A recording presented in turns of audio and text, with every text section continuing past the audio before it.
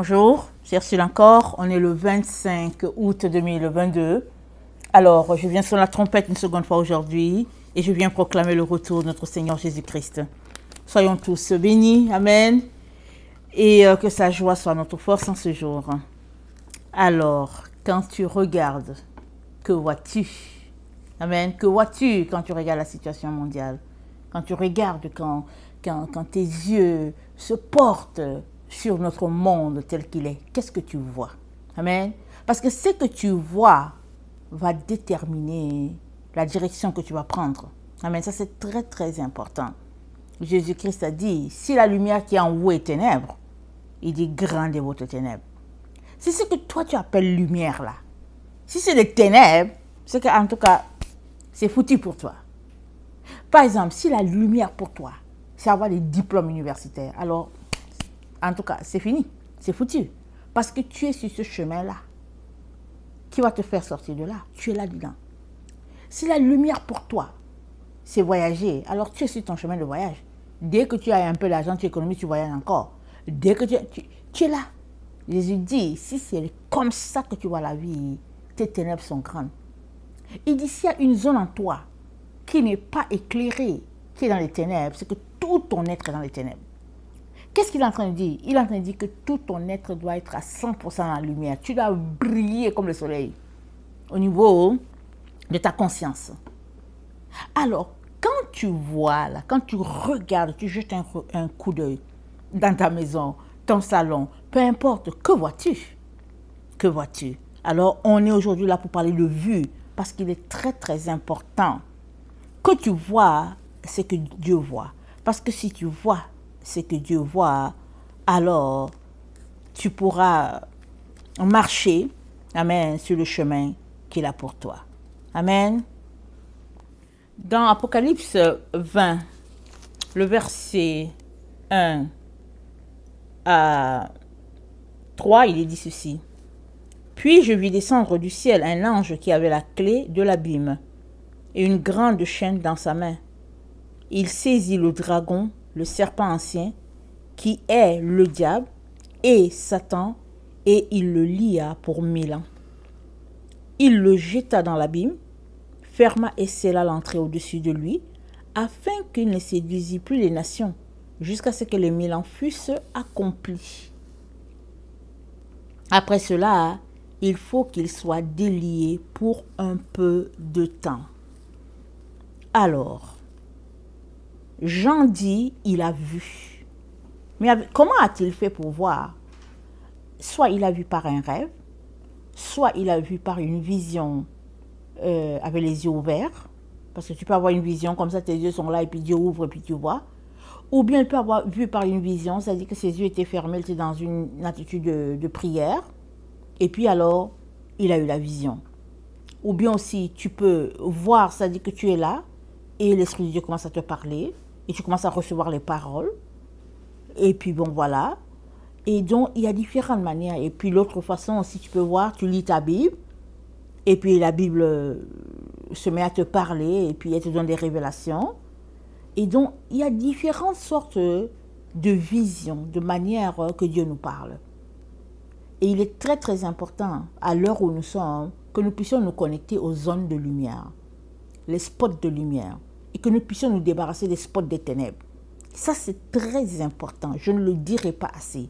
Si tu sais seulement qu'une personne est dans les ténèbres, qu'elle est dans l'hypocrisie, fuis. Allez, ramasse tes pieds, ramasse tes jambes, tu fuis seulement, tu t'en vas seulement, tu ne dis même pas bye-bye à la personne. Tu vas t'asseoir dans ton coin. C'est tout. Parce que l'hypocrisie, il n'y a pas plus ténébreux que l'hypocrisie. Parce que quelqu'un qui est dans les ténèbres, tu sais que la personne est déjà dans les ténèbres. Elle est dans les ténèbres et tu pries pour la gagner. Mais quand quelqu'un est dans l'hypocrisie, c'est quelqu'un qui est dans les deux zones. Elle est dans une zone grise. Elle est tantôt quand elle est avec toi, elle te fait croire qu'elle est avec toi. Quand elle est avec les autres, elle fait croire qu'elle est avec les autres. Une telle personne, elle peut te tuer et tu ne verras pas.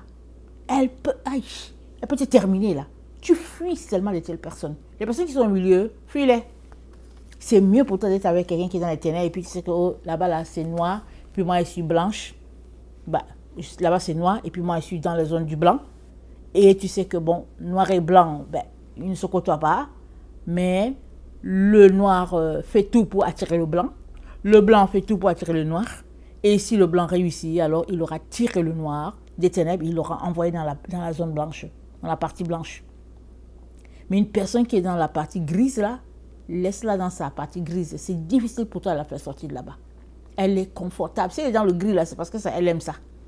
Parce que Dieu ne nous a pas créés pour être dans le gris. Dieu a créé l'être humain pour être dans le blanc ou dans le noir. C'est ça qu'il a fait.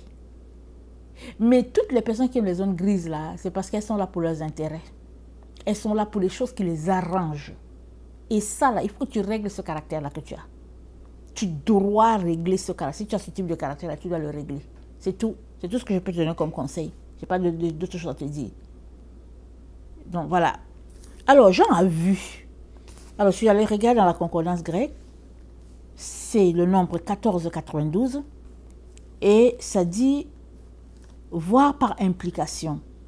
C'est dit voir par implication. C'est-à-dire, il a vu parce qu'il s'est impliqué dans sa vision. Il a vu parce que sa vie était telle qu'il s'est retrouvé à voir. C'est-à-dire, c'est sa vie qui a fait qu'il a eu cette vision-là de l'Apocalypse et il nous l'a donnée. Et évidemment, quand on prend les écrits de Jean, on réalise combien c'est un apôtre de l'amour. Il a marché dans l'amour. Il a aimé les gens. Tous ses écrits, ça parle d'amour. Et il paraît même que les gens l'ont envoyé sur l'île Patmos parce qu'ils n'arrivaient pas à le tuer. Les gens ont tout fait pour le tuer, ils l'ont jeté dans l'huile, tout ça, ils l'ont jeté. Il paraît qu'ils l'ont mis sur une colline, là, ils l'ont bousculé, ils se sont dit qu'il va mourir, tout ça. Jean s'est levé, il avait peut-être un bras de cassé et puis il s'est levé, il est parti. Les gens ne savaient plus quoi faire de lui. Alors finalement, ils l'ont pris, ils l'ont envoyé à Patmos. Et puis de Patmos aussi, il est revenu de là, vivant. Finalement, en tout cas, ils ont démissionné. Ça, c'est la victoire. Ça, c'est la victoire de notre Dieu. Quand les gens veulent te tuer, ils n'arrivent pas à te tuer. Il y a des gens là, sur la terre qui pensent que leur travail, c'est de tuer les autres. Ils veulent seulement te tuer. Ils font tout pour te tuer. Alors, Jean était ce type-là. Les gens faisaient tout pour tuer Jean. Jean n'est pas mort. Il n'est pas mort. Alléluia. Il était un apôtre de l'amour. Il s'aimait l'amour. Il marchait dans l'amour. Alors, l'implication, la vision par implication, c'était sa vie elle-même qui était son implication dans sa vision. Alors, qu'est-ce qu'il a vu? Alors, ça, à côté, le 1492, ce qu'il a vu. Et c'est dit, il dit, j'ai vu un ange qui est descendu avec une grande chaîne. Et l'ange, qu'est-ce qu'il a fait? L'ange a saisi le dragon.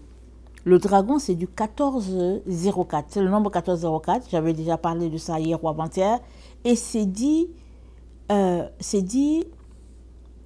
l'ancien serpent, ils ont dit derkomé, c'est écrit derkomé, ça veut dire voir. Alors, c'est sûr que certains, on s'arrête, on se dit, mais qu'est-ce que le dragon a à voir avec le mot voir? Qu'est-ce que le dragon a à voir avec les yeux? Mais toujours est-il que dans la concordance, quand on nous explique le mot dragon, on explique avec le mot voir. Parce que le dragon, c'est un être spirituel. Tu ne le vois pas avec tes yeux, mais il existe. Et Jean, il a vu le dragon dans le monde spirituel. Il le décrit là. Quand tu prends Apocalypse 13 et tu vois comment il décrit, tu dis, mais est-ce qu'il y a un animal comme ça qui existe sur la terre? Est-ce que ça existe? Mais Jean a vu le dragon. Et puis, il m'est déjà arrivé par la grâce de Dieu de voir certains animaux que Dieu me montrait. Et j'ai dit, Seigneur, ça n'existe pas. C'est-à-dire que dans le vrai, un tel animal, ça n'existe pas. Mais Dieu te montre pour dire, attends un peu, je vais te montrer quelque chose. Et puis il te montre, il dit, regarde ça, regarde cette personne-là. Et puis il te montre l'animal. Tu regardes, tu dis, mais quel est cet animal-là? Ça n'existe pas. Mais Dieu te montre comment la personne est hideuse, c'est qu'elle est dans tout ce qu'elle a été dit. Voici un animal, voilà à quoi l'animal correspond. Ça veut dire que quand on sera devant Dieu, chacun va sortir, Dieu va faire sortir la correspondance de chacun en termes d'animal. C'est très important. Vous savez, devant le trône, il y a 4 animaux. On les décrit avec les yeux par-ci, les yeux par-là. Donc c'est pour dire que Dieu associe les animaux aussi à son règne. Amen. C'est très important. Alors, Jean, il a vu le dragon. Et puis c'est dit, et c'est écrit, discerner. Il a discerné. Il a vu, c'est-à-dire qu'à la base, à la racine, il a discerné le dragon. Et il dit c'est le serpent Et c'est dit que l'ancien serpent, il dit le diable. Le diable, c'est le nombre. Attendez, l'ancien serpent, c'était 37,89. C'est dit personne malicieuse. Donc, si tu vas chercher le serpent qui marche sur la terre, sur le sable là, qui roule là, tout ça, c'est pas de ça. C'est pas le serpent animal là. Non, non. C'est écrit l'ancien serpent, c'est-à-dire une personne malicieuse. Une personne qui tend des pièges aux gens. Une personne mi-figue, mi-raisin et puis qui veut juste te faire tomber. Donc voilà, il dit une personne malicieuse. Il dit, Jean a vu Satan, il dit le diable. Le diable, c'est le 12-28 et ça nous dit c'est l'accusateur, quelqu'un de faux. Et ça renvoie au nombre 7, 8, 7, 4, c'est dit l'adversaire. Et l'adversaire, c'est dit quelqu'un qui s'oppose à Dieu. Et c'est dit aussi que, c'est dit, attendez, donc quelqu'un qui s'oppose à Dieu, c'est dit, qui est le diable et Satan. Et Satan, c'est 45-67, c'est dit ange déchu, qui ressemble, qui a une image de Satan. Ça dit c'est un ange déchu ou bien une personne qui est vraiment le reflet de Satan. Une image. Quand on dit que quelque chose c'est une image, c'est que c'est la photo. Tu vois que la photo, il n'y a pas d'âme dedans. Tu regardes seulement la photo. Si le jour là, la personne a porté un habit rouge, quand tu fais la photo, ça sort que la personne a un habit rouge. Alors, ça nous dit que Satan, c'est un ange déchu. Et si une personne est dite, si on dit que cette personne c'est Satan, c'est qu'elle a l'image, elle a les caractéristiques, elle a les reflets. Tout ce qu'elle a, elle a toutes les qualités de l'ange déchu. Amen. Ça, c'est les différentes explications que j'ai eues dans ce passage-là. Alors, donc, on est dans Apocalypse 20, on est dans le verset 1 et 3. Et j'ai dit, quand tu regardes autour de toi, qu'est-ce que tu vois? Jean, il a vu. Et il nous décrit ce qu'il a vu. Il nous décrit qu'il a vu le dragon. Il nous décrit que c'est le serpent. Il nous décrit que c'est le diable. Il nous dit que c'est Satan. Et voilà les caractéristiques qu'il décrit. Et on a vu les différentes explications. Personne malicieuse, ange déchu, quelqu'un qui s'oppose à Dieu, etc., etc., etc. C'est ça que Jean a vu. Et dans Jean 1, le verset 32, ce même Jean, il nous dit ce qu'il a vu. Ok, on va dans l'épître le livre de Jean. Comment on appelle? L'évangile de Jean. Dans l'évangile de Jean, le verset 32, c'est dit ceci. Jean rendit ce témoignage. J'ai vu l'Esprit descendre du ciel, comme une colombe et s'arrêter sur lui. Je ne le connaissais pas. Mais celui qui m'a envoyé baptiser d'eau, celui-là m'a dit, celui sur qui tu verras descendre l'Esprit et s'arrêter, c'est celui qui baptise du Saint-Esprit. Et j'ai vu et j'ai rendu témoignage qu'il est le Fils de Dieu. Donc Jean était en train de baptiser les gens, tout le monde venait, Jésus aussi allait. Jésus aussi allait se faire baptiser. Et Jean l'a reconnu comment? Jean a vu le Saint-Esprit descendre sur Jésus. Les autres n'ont pas vu. Si les autres avaient vu, on allait entendre ça dans le livre aussi. Les gens allaient dire que voilà, je vois la colombe, je vois la colombe, je vois la colombe. Ils n'ont pas vu. Il n'y a que Jean qui a vu la colombe descendre sur Jésus. Et Jean a vu. Et il a reconnu que celui-ci c'est le Fils de Dieu. Il a reconnu que voilà la personne qui va baptiser du Saint-Esprit. C'est lui. C'est lui le Fils de Dieu. Et c'est lui qui rend témoignage. Il dit, je ne le connaissais pas. Mais celui qui m'a envoyé, ça dit que Dieu lui a dit, celui sur qui tu verras l'Esprit descendre et s'arrêter, c'est celui qui baptise du Saint-Esprit. Et j'ai vu celui descendre de la colombe et la colombe s'est arrêtée sur lui. Jean a vu. Parce qu'il a vu, il peut dire, voilà, il a rendu témoignage. Amen. Alors, dans le voir de Jean, c'est écrit heptanomé, c'est dire voir avec les yeux, voir attentivement. C'est dire remarquer quelque chose. C'est dire percevoir. Et ils ont cité le nombre 3700. C'est dire quelque chose qui implique ta vision. C'est-à-dire ton être, ça t'implique là-dedans. Alors, donc,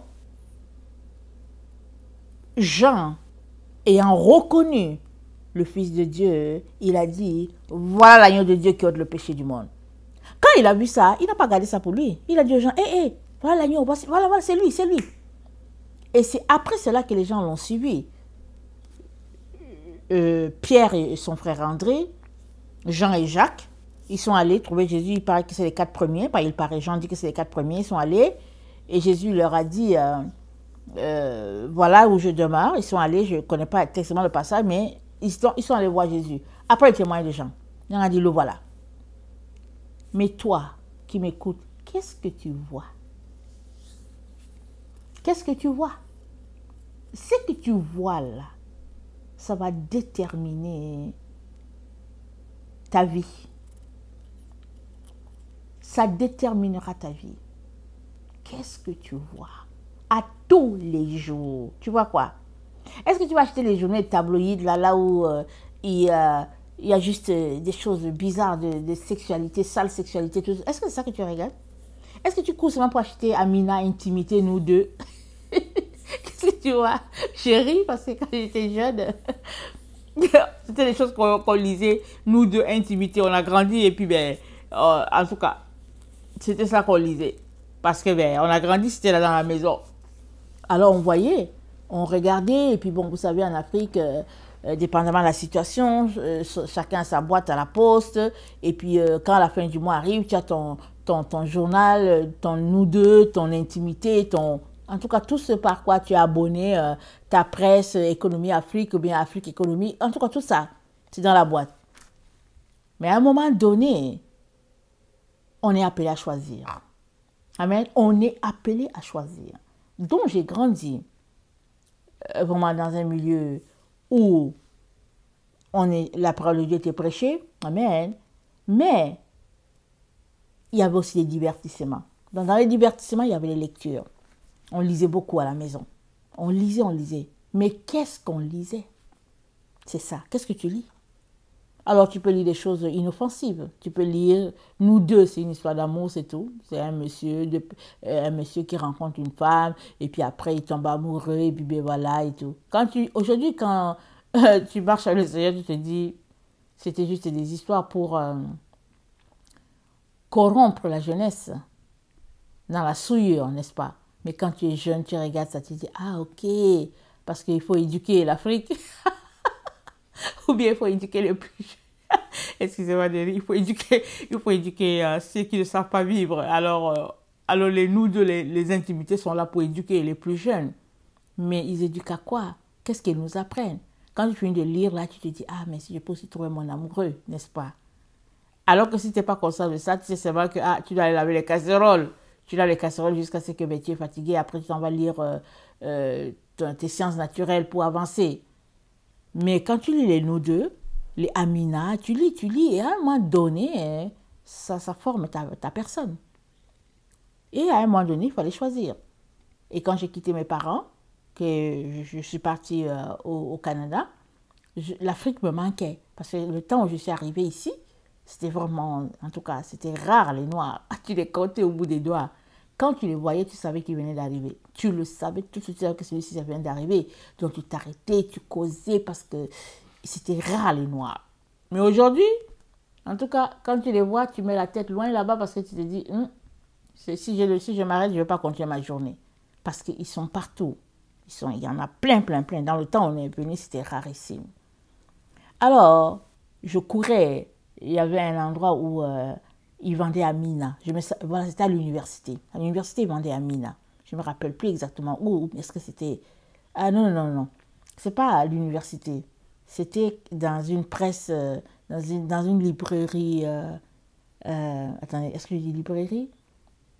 C'était dans un lieu où on vend les journaux qui viennent de l'Europe. Je vois l'endroit, mais le nom ne me vient plus. Donc, ils recevaient peut-être 3 ou 4 et puis je m'organisais toujours pour prendre mon Amina. Alors je lisais Amina tout le temps et les gens venaient, les Africains venaient chez moi pour savoir, mais est-ce que tu as le nouveau Amina? On lisait Amina et puis on passait, on lisait et on commentait sur l'histoire et puis tout ça. Mais ce qui m'intéressait, ce n'était pas tellement l'histoire qui était là, mais c'était plus les choses du pays, quoi. On aimait lire, feuilleter, et puis bon, regarder, et puis bon, voilà. Mais à un moment donné, le Seigneur m'a donné de me rendre compte que ça grugeait mon temps. Et puis je me demandais, mais pourquoi je gaspillais mes 7 dollars à acheter ce truc-là? Je ne savais même pas pourquoi. Donc j'ai commencé à me questionner là. Je me suis dit, mais pourquoi est-ce que je gaspille mes 7 dollars? Parce qu'avec 7 dollars, je peux faire une épicerie pour... avec 7 dollars, je pourrais faire mon épicerie pour 2 à 3 jours. Alors pourquoi j'achète Amina avec 7 dollars? Et les histoires qui sont là-dedans, en quoi ça m'aide? Et pourquoi est-ce que j'avais commencé à réfléchir comme ça? C'est parce que je m'étais enfermée pour chercher mon Seigneur. J'avais commencé à chercher Jésus. J'avais vécu l'expérience avec le Saint-Esprit. Et puis j'étais là, je disais, mais en quoi ça m'aidait, Amina? Et de plus en plus, c'est sûr que c'était une revue pour les Africains, les Africaines. Mais de plus en plus, on commençait à voir qu'il commençait à devenir occidental, là. Et puis, il n'y avait pas tellement de l'Afrique là-dedans. Et puis, on commençait à voir que les Africains aussi avaient commencé à marcher nus, à faire des photos. Et puis, bon, ils étaient presque nus. Tu t'arrêtes, tu te dis, bon, on voit ça déjà assez partout. Donc, pourquoi est-ce que je vais acheter une revue où j'ai le mal du pays et je vois les gens dedans, au lieu qu'ils soient habillés comme en Afrique, ils sont habillés à l'occidental avec des culottes qui sont comme des slips. Et puis tu t'arrêtes, tu te dis non, non, non, non, non. Alors un jour, j'ai pris mon courage parce qu'il fallait d'abord que je compte les dollars. Excusez-moi, j'ai compté tous les Amina que j'avais dans ma chambre universitaire. J'en avais beaucoup, vraiment beaucoup. Donc tu comptes l'argent, ok? Tu comptes l'argent, tu te dis, ah, ça fait combien de dollars là? Et ça fait beaucoup, ça fait dire 400 dollars. Et tout ça, tu regardes. Donc, si tu dois jeter, tu vas dire, je vais jeter 400 dollars. Mais dans le fond, quand tu les as achetés, tu as dépensé plus de 400 dollars. Tu as marché pour aller les chercher. Tu es venu t'asseoir, tu as pris du temps pour feuilleter. Tu as pris du temps pour commenter là-dessus. Donc, le temps que tu as passé là, dedans, là, c'est plus que 400 dollars. Et en plus de cela, c'est une bonne zone de ténèbres dans ta vie. Une distance de ténèbres considérable à l'endroit où Dieu veut que tu sois. En ce qui concerne la lumière. Alors, je me suis levée. Je suis descendue, tout simplement. J'ai balancé ça à la grosse poubelle. Allez, bye. J'ai dit, allez. Je sais que j'avais des amis pour mes Amina. Les gens venaient me voir pour Amina. Alors, est-ce que l'Amina est là et tout? Est-ce que tu as reçu de nouveau? Mais j'ai tout balancé. Alors, oh, Ursule, mais pourquoi tu as fait ça? Pourquoi tu ne m'as pas appelé? Tu me les aurais donnés. Vraiment, pourquoi tu as fait ça? Mais j'avais déjà réfléchi à tout. Je me suis dit, si je donne ça à telle personne qui les aime, qu'est-ce que je lui donne? Est-ce que je lui donne les ténèbres ou bien est-ce que je lui donne Jésus? J'ai dit non, je ne veux pas lui donner les ténèbres parce que ça va me suivre dans l'éternité. Parce que j'aurais donné Amina à la personne-ci. J'aurais donné des revues au lieu de lui donner Jésus. J'ai tout balancé à la poubelle. Parce que j'avais commencé à voir autre chose. Je ne voyais plus l'Afrique qui me manquait. Je ne voyais plus, comment on appelle ça, les belles images que je cherchais. Mais qu'est-ce que je cherchais au fait? Le Seigneur voulait m'amener quelque part, mais moi je continue de m'accrocher là-bas en arrière. J'ai dit l'Afrique et après. C'était quoi l'histoire? Mais moi je voulais avancer avec Jésus. Mais en même temps, il y avait quelque chose qui me retenait. Donc j'ai jeté cela. Et les personnes qui me rappelaient que j'avais Amina, c'était ceux qui passaient prendre Amina. Quand ils me posaient des questions, quand je partais, je me disais, oh, bon, souvent tu t'arrêtes et te dis, mais est-ce que j'ai bien fait? Mais après, bon, finalement, je dis, oh non, non, je n'ai plus Amina, et puis c'est bon, et puis voilà.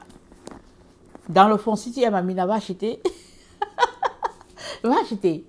Mais, bon, pas mes affaires, on ferme la parenthèse. J'avais commencé à voir autre chose que le mal du pays. Je ne voyais plus le mal du pays. J'avais soif d'autre chose, j'avais soif de lumière, j'avais soif de Jésus. Qu'est-ce que je fais avec Amina? Alors toi qui m'écoutes, mais qu'est-ce que tu vois? Quand tu as ta revue en main là, quand tu es devant ta télévision là, quand tu es sur ton émission préférée sur Internet, mais qu'est-ce que tu vois? Qu'est-ce que tu vois? C'est quoi qui te fait tant du bien là que tu es dedans? Ce que tu vois là, ça va déterminer ta vie. Jean, il a vu un dragon. Il a dit que c'était l'ancien serpent. Et il a dit que c'était Satan. Et puis il dit que c'est l'ange déchu. Et après, quand il a fini de voir ça, il a dit, oh oh, vous la génération de la fin, hein, voilà ce qui va vous arriver.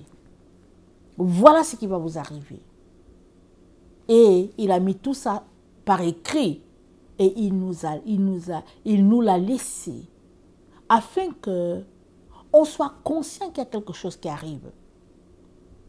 Et quand même tu ne sais pas c'était quand, mais tu dois être conscient. Moi, j'ai commencé à lire Apocalypse, j'avais autour de 15 ans que j'ai commencé à lire. Évidemment, je ne comprenais rien. Et rien, la seule chose que j'ai compris, c'était heureux celui qui lit ce livre. Je pense que c'était... Attendez, on va voir, je vais me rappeler du truc que j'ai lu et puis j'ai compris. C'était... Là, juste dans l'Apocalypse, voilà, c'est dit, révélation de Jésus-Christ que Dieu a donné pour montrer à ses serviteurs les choses qui doivent arriver bientôt et qu'il a fait connaître par l'envol de son ange à son serviteur Jean, lequel a attesté la parole de Dieu et le témoignage de Jésus-Christ, tout ce qu'il a vu. Heureux celui qui lit et ceux qui entendent les paroles de la prophétie et qui gardent les choses qui sont écrites, car le temps est proche. Et ça, je l'ai bien compris, cette partie-là. Tout le monde le comprend. On dit heureux. J'étais contente quand j'ai écrit. J'ai dit, oh, dès que j'ai lu que c'était heureux, ça a mis la joie dans mon cœur. Quand j'ai continué de lire, je me suis dit, bon, on dirait que... Bon, on comprend quand même un peu.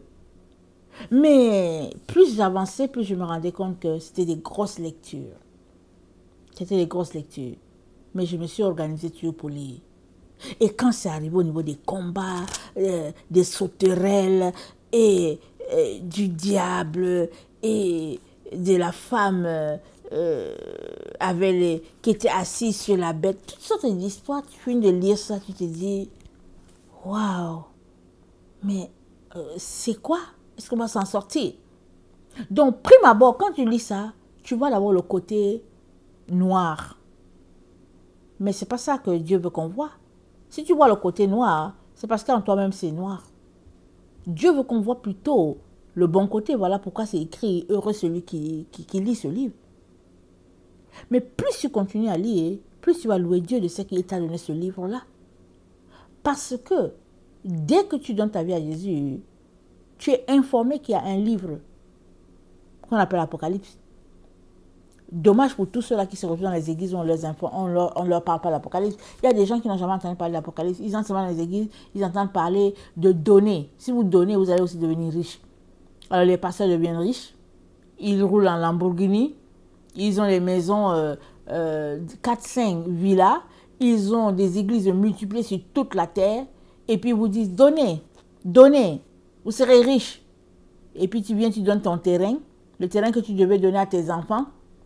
Quand ils vont grandir, tu donnes toute ta vie. Tu donnes. Le pasteur est là seulement. Il dit, donnez, donnez. Il ne te parle jamais qu'il y a un livre qu'on appelle l'Apocalypse. Et même si tu sais qu'il y a un livre qu'on appelle Genèse, c'est que ce n'est pas la grâce de Dieu. Il va juste décortiquer les passages où Paul a dit que, ouais, je suis allé en mission et puis les gens me soutenaient. Il décortique les endroits juste là où il y a l'argent.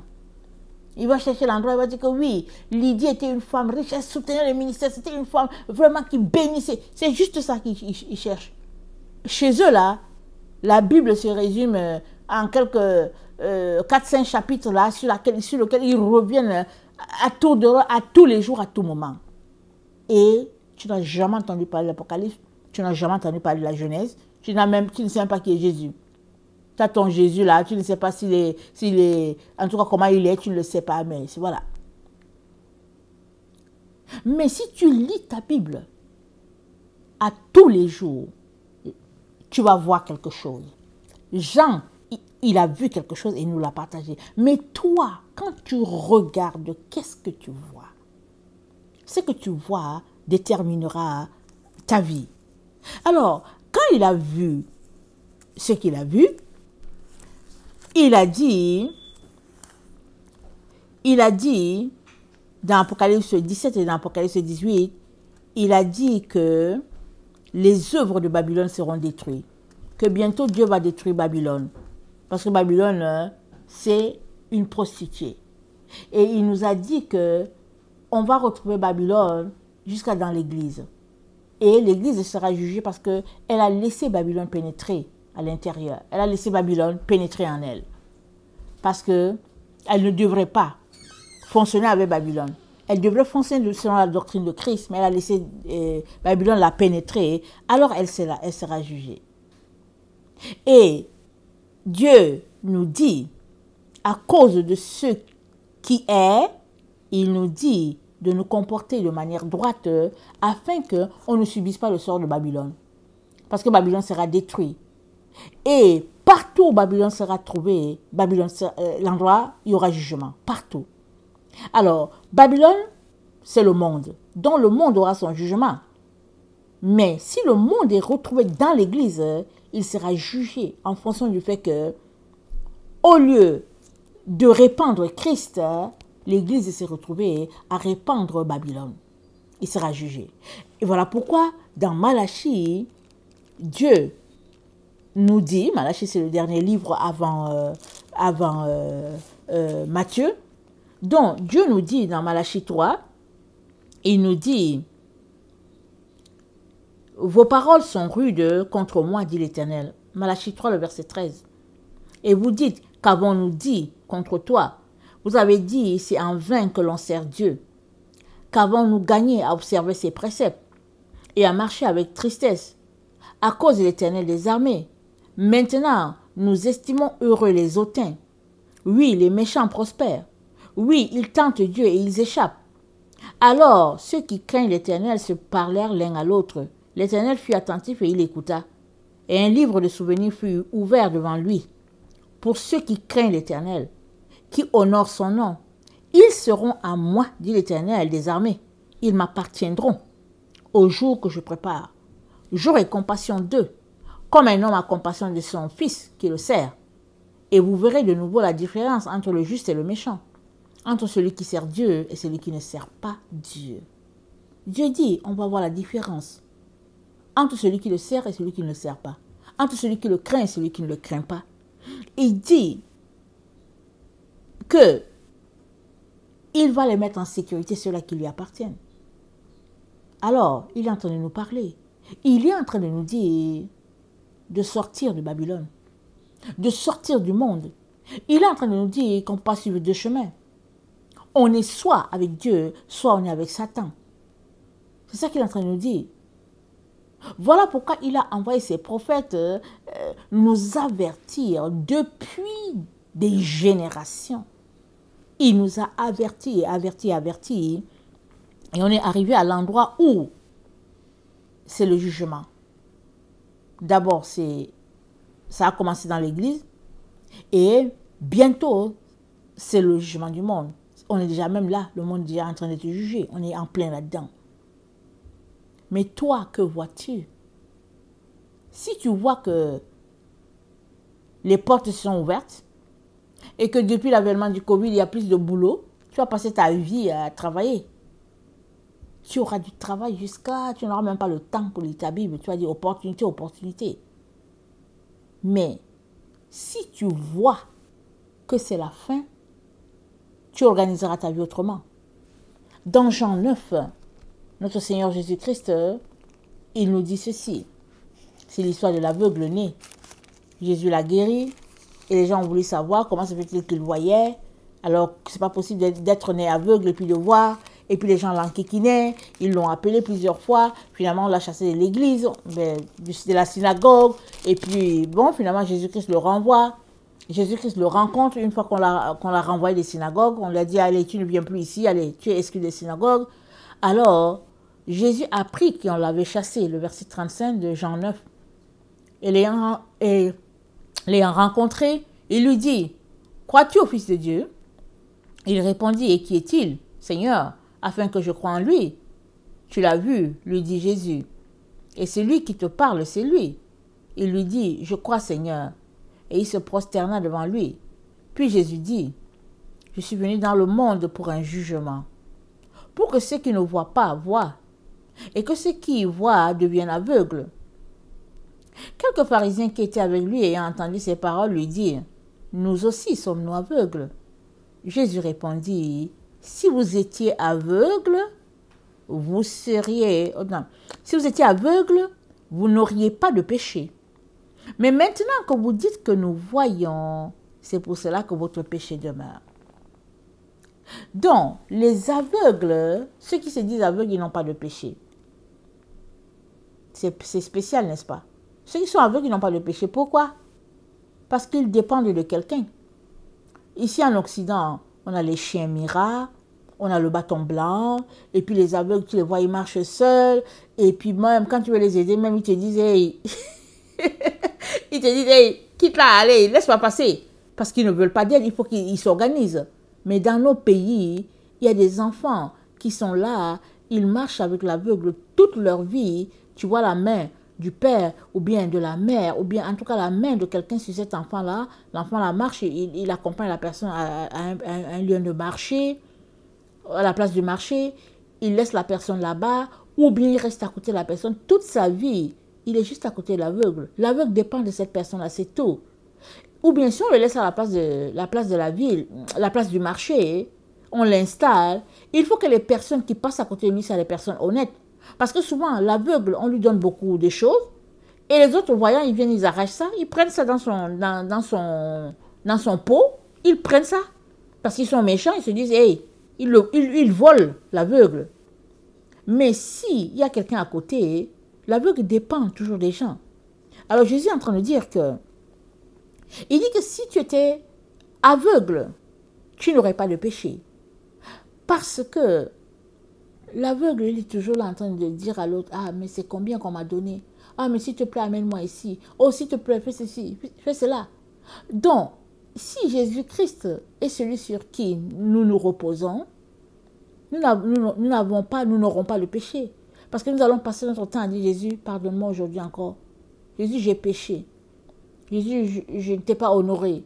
Jésus, j'ai été méchante. Jésus, j'ai fait ceci. Jésus, j'ai fait cela. On passe notre temps juste à dépendre de lui. Voilà pourquoi on n'a pas de péché. Mais, tant et aussi longtemps qu'on dit qu'on voit, alors, on n'a plus besoin de Jésus. Mais qu'est-ce qu'on voit? Est-ce qu'on voit ce que Jésus-Christ nous montre? Ou bien est-ce qu'on voit ce que notre cœur veut voir? Ce que notre société nous montre? Ce que nos ambitions nous montrent? Mais qu'est-ce qu'on voit? Ce que tu vois va déterminer la trajectoire de ta vie. C'est ça. Et moi, je prie que chacun de ceux-là qui m'écoutent puisse voir le Seigneur. Alors, Jésus-Christ lui dit, au verset 41, il dit, si vous étiez aveugle, vous n'aurez pas de péché. Mais maintenant que vous dites, nous voyons, c'est pour cela que votre péché demeure. Alors, il est en train de nous dire de choisir d'être aveugle. C'est ça que Jésus dit. Il est en train de dire à chacun de choisir d'être aveugle. Parce que tout aveugle spirituel, tout aveugle dans la vie dépend de quelqu'un. Mais tout aveugle spirituel est dans les ténèbres. Tu ne sais pas ce qui se passe, tu sais pas ce qui se passe autour de toi. Tu es complètement dans l'aveuglement. Mais si tu dépends de Jésus, alors ton aveuglement spirituel sera éclairé par lui. Parce que Jean, par exemple, ce que Jean nous a donné, c'est des révélations spirituelles. Jean n'est pas monté au ciel et puis il a dit que oui, il a entendu une voix qui lui dit monte ici. Mais il était sur la terre. Il n'est pas monté lui-même là en disant que ok, je m'en vais au ciel et puis je reviens. Non, il était plein pied sur cette terre quand il a vu cela. Il était dans la galère même. Il était à Patmos. Il était un prisonnier. Et c'est ça qu'il a vu là-bas. Alors, tout cela pour dire que ce que nous voyons dans le temps où nous sommes là, ce que nous voyons va nous donner de nous préparer vraiment méticuleusement à la rencontre de notre Seigneur. Mais si tu vois que c'est lointain, tu vas courir à tes gratte-ciel pour aller chez tes boulots, etc., etc. Tu vas courir. Tu vas aller te marier, faire un mariage pompeux, tu vas aller dans toutes les directions. Mais si tu vois que, au fait, c'est la fin, tu vas faire ce qui est dit dans Apocalypse 19. Je vais lire. Dans Apocalypse 19, c'est dit ceci. Réjouissons-nous et soyons dans l'allégresse et donnons-lui gloire, car les noces de l'agneau sont venues et son épouse s'est préparée. Et il lui a été donné de se revêtir d'un fin lin éclatant, pur, car le fin lin, ce sont les œuvres justes des saints. Et l'ange me dit, écris, heureux ceux qui sont appelés au festin des noces de l'agneau. Il me dit, ces paroles sont véritables, sont les véritables paroles de Dieu. Heureux ceux qui sont appelés au festin des noces de l'agneau. Alors ça dépend de ce que toi tu vois. Il dit heureux. Tout le monde est appelé. On dit que le roi a organisé les noces de son fils. Matthieu 22. Le roi a organisé les noces de son fils. Il a invité tout le monde. Les autres ont dit, oh non, moi j'ai mes business. L'autre a dit, non, je me suis marié. Chacun a eu des raisons pour justifier pourquoi il n'irait pas aux noces du fils du roi. Et c'est dit, le roi a dit aux serviteurs, allez-y dans les rues, invitez qui vous pouvez. Et puis envoyez tout le monde, ils n'ont qu'à venir. Parce que le fils du roi se marie. Allez, venez, remplissez les lieux. Entrez.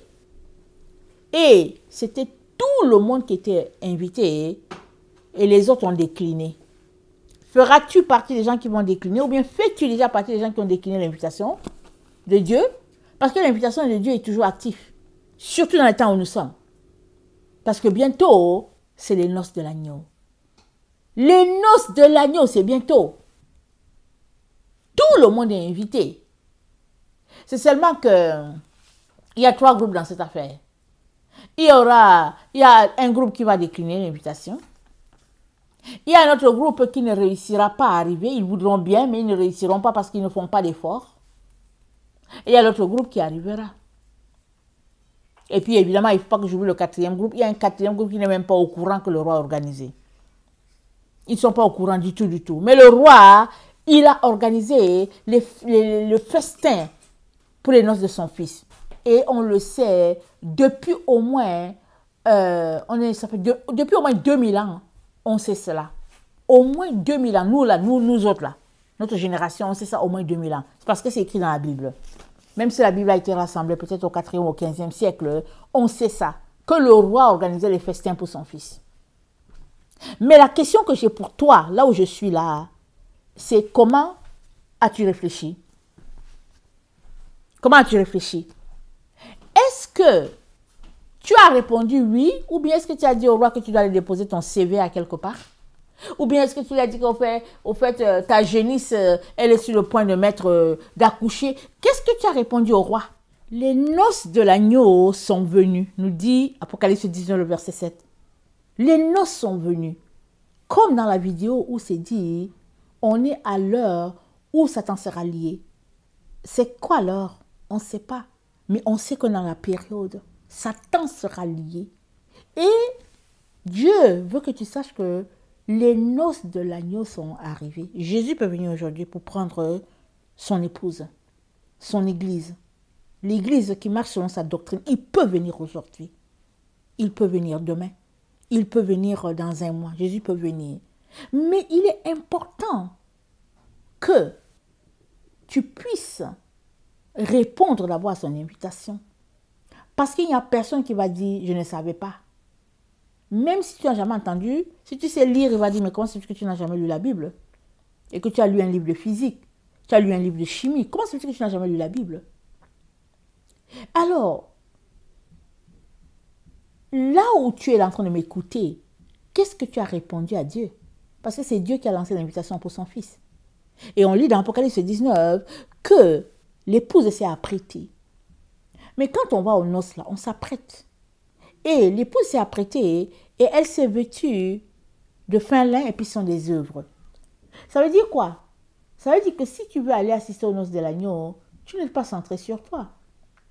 Tu ne vois pas le monde selon ton point de vue. Tu le vois selon le point de vue de Dieu. Tu le vois sous l'angle où Dieu le voit. Voilà pourquoi je dis, mais qu'est-ce que tu vois? Que vois-tu? Parce que si tu vois ce que Dieu voit, alors ta vie sera différente. Elle sera fonction de ce que Dieu attend de toi. Mais si tu vois ce que le monde voit, alors tu vas courir par-ci par-là pour tes gratte-ciel. Et tu rateras ces moments importants. Alors, mes enfants m'ont dit, mais maman, mais maman, est-ce qu'on est sûr qu'on va arriver? Est-ce qu'on va arriver aux noces? Je dis, ben, on doit s'apprêter, on doit tout faire pour arriver. Organisons-nous pour arriver. Organisons-nous, on doit s'organiser pour arriver.